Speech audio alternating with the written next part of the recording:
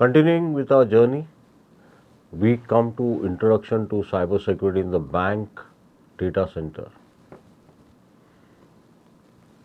A bank data center holds sensitive financial information that must be protected from cyber attacks. This presentation will discuss key cybersecurity measures and best practices for securing a bank's data center.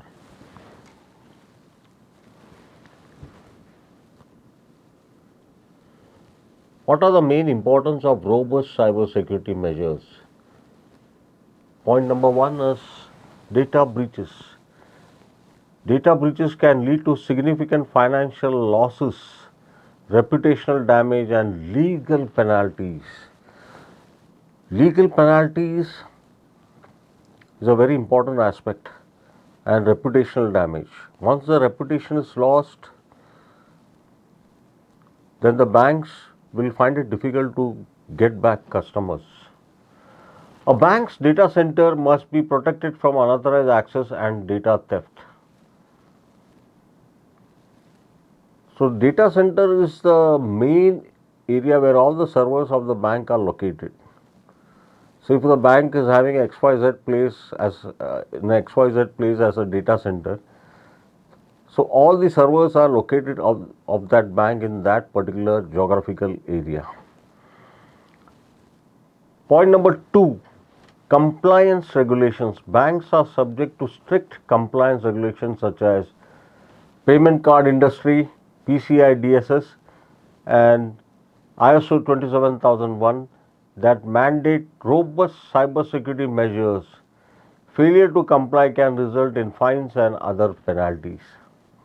Customer trust. Customers expect banks to protect their financial data. A data breach can erode trust in a bank and damage in reputation, impacting customer relationships. So, the ideal steps for a bank would be the following: continuous monitoring and threat detection. Point number one is of very vital importance: security information and event management. Security information and event management systems aggregate security logs and events from various sources, enabling centralized monitoring and threat detection. We have a lot of tools on security information and event management. If you search it in any artificial intelligence app, you will get the names of those tools, and you can implement them in your particular organization, which varies from size to size. Then point number two, intrusion detection systems. IDS monitor network traffic for malicious activity and alerts security teams in real time to potential threats. Point number three is of very high importance: vulnerability scanning. Regular vulnerability scans identify security weakness and vulnerabilities in systems, networks, and applications. And point number four, threat intelligence feeds provide insights into current and emerging cyber threats, enabling proactive security measures.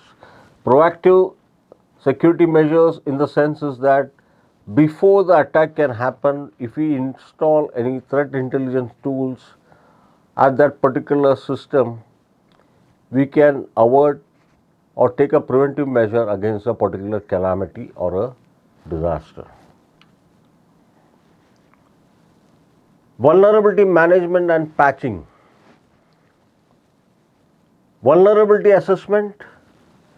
Regular assess systems, networks, and applications for known vulnerabilities using automated tools and manual analysis. In today's scenario, a lot of automated tools are available. They are either licensed or open source. You can use them to scan your network, to scan your servers.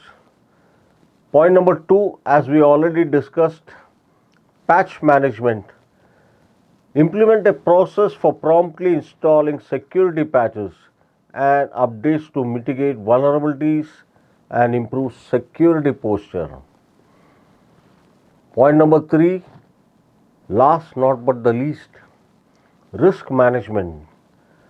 Prioritize vulnerabilities based on their severity and impact, focusing on patching critical vulnerabilities first.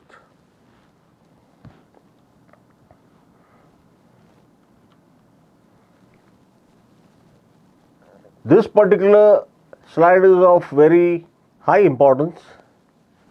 What is secure network configuration and maintenance? It contains, I'll tell you, point number 1, I'll explain it to you. Deploy firewalls to filter network traffic and prevent unauthorized access to the data center. Point number 2 is very important, network segmentation. Segment the networks into secure zones, separating critical systems from less sensitive ones. Secure network protocols. Use secure network protocols such as HTTPS and TLS to protect data during transmission. And point number 4, regular network monitoring. Continuously monitor network activity for suspicious traffic and anomalies. Anomalies is strange behavior in your network. It can be some unwanted packet intruding into your network.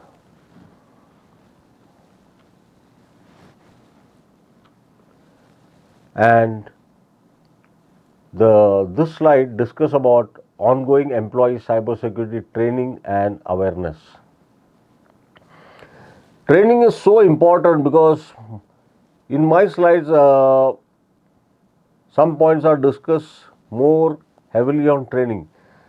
That's why most of the banks have a periodic training for their employees by cybersecurity consultants like me and who take advice from me during the training. So, security awareness training, point number 1, provide regular security awareness training to employees to educate them on best practices, common threats and phishing attacks.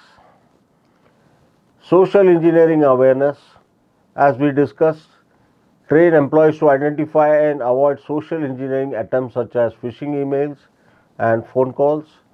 Password security, educate employees on creating and maintaining strong passwords and avoid sharing credentials. Data security practices, train employees on data security practices such as handling sensitive information, secure data storage and data encryption. Cut